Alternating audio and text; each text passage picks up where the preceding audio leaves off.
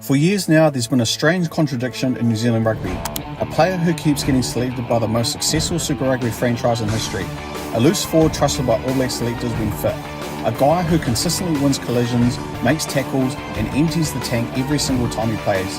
And yet, somehow, Ethan Blackadder is still talked about like he's on the fringes. That doesn't happen by accident. And once you look closely at his career, the reasons become clear.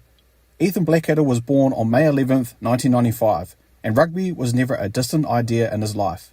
His father, Todd Blackadder, wore the black jersey and later became a respected coach.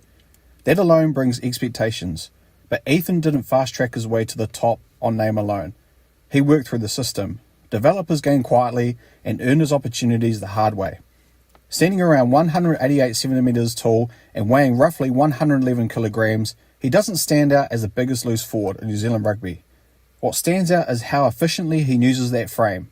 He's built for contact, repeat effort, and durability rather than highlight reel explosiveness. When Blackadder broke into Super Rugby with the Crusaders, he didn't arrive with hype. He arrived with work rate.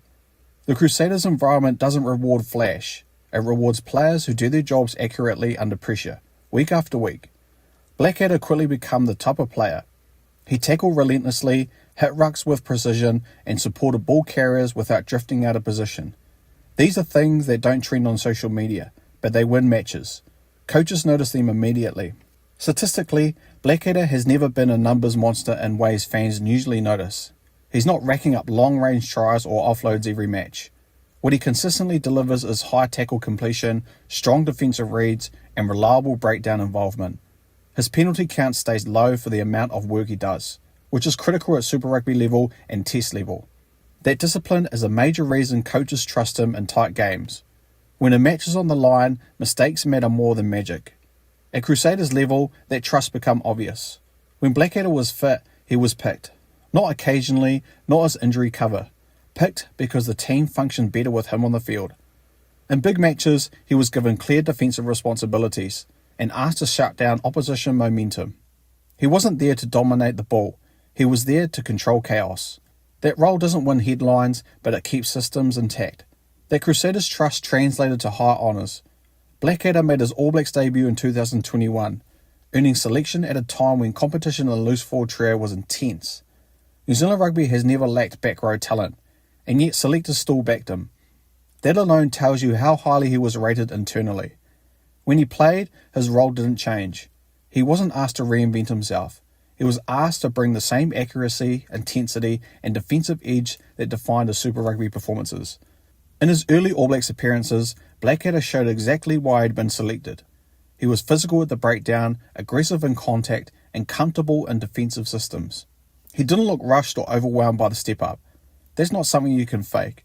Test rugby exposes hesitation immediately, especially in the loose forwards, where decisions are made in fractions of seconds. Blackadder handled that comfortably. Then came the interruptions. Injuries didn't erase his ability, but they did disrupt his momentum. For players trying to establish themselves at Test level, continuity matters. When you're in and out of selection windows, you don't get extended runs to build reputation. You don't get weeks of conversations about your form. You get replaced, forgotten and debated over. That's where the underrated label starts to stick. Every time Blackadder returned from injury, the pattern stayed the same. He was eased back in, delivered strong performances, and re-earned trust quickly. But the wider conversation never caught up. The focus shifted to younger prospects, bigger ball carriers, or players with more explosive tackling highlights. Meanwhile, Blackadder kept doing what he always did: tackling, cleaning out, supporting, and making opposition uncomfortable. One of his biggest strengths is his defensive awareness. He reads play exceptionally well, often arriving early to shut down threats before they fully develop.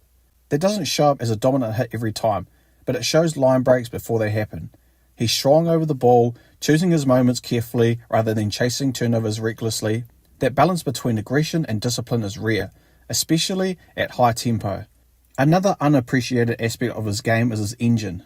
Blackadder maintains his intensity deep into matches. His involvement doesn't drop off late, which is crucial at both Super Rugby and international level. Coaches value players who can maintain defensive standards in the final quarter when fatigue creates space. That's when games are decided, and that's when Blackadder is still making tackles and hitting rucks. But no player is without limitations, and this is where perception plays a role. Blackadder isn't a flashy runner. He doesn't break tackles for fun or score long-range tries regularly.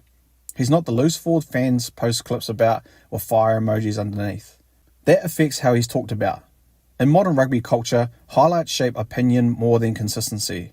If you don't look spectacular, you're often labelled as replaceable, even when you're not. That's the trap Blackadder falls into. His value is situational and structural rather than explosive. He makes the players around him better by doing the unseen work.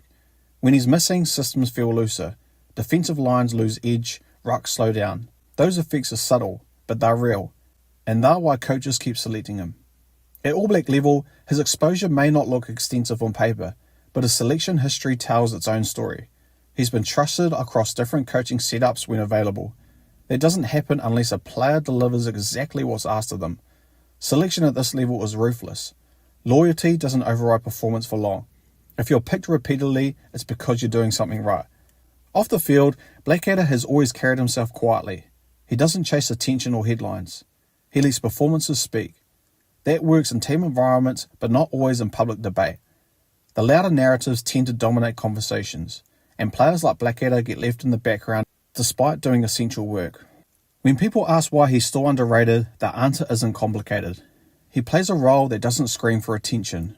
His career momentum has been interrupted by injuries rather than form, and the modern rugby audience often confuses value with visibility. Blackadder doesn't need to dominate the headlines to justify his selection. He needs to execute, and he does. As rugby continues to evolve, players like Ethan Blackadder become even more important. High-speed games punish mistakes. Defensive reliabilities matter more than ever. Work rate, discipline, and decision-making win tight contests. Those are the areas where Blackadder thrives, even if they don't trend online. So when you look at his career properly, without noise or hype, the picture becomes clear. This isn't a player hanging on. This is a Crusaders regular and an All Blacks loose forward who delivers exactly what top teams demand. Underrated doesn't mean overlooked by selectors. It means understood by everyone else. And maybe that's fine, because while the conversation keeps chasing their next big thing, Ethan Blackadder keeps doing what he's always done. Turning up, doing the work, and proving the value in rugby isn't always loud. Ever wanted to create your own Rugby Highlights channel just like this one? With my course, the YouTube Creator Toolkit, I show you exactly how I do it, from the tools I use to the templates I built. You get everything. Just copy, paste, and start creating.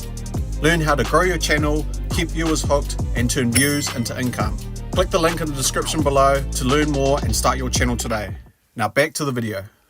If you enjoyed this breakdown, make sure you like the video, share it with a rugby mate who understands work rate players, and subscribe for more deep dives just like this. Thanks for watching, guys, and I'll see you next time. Peace!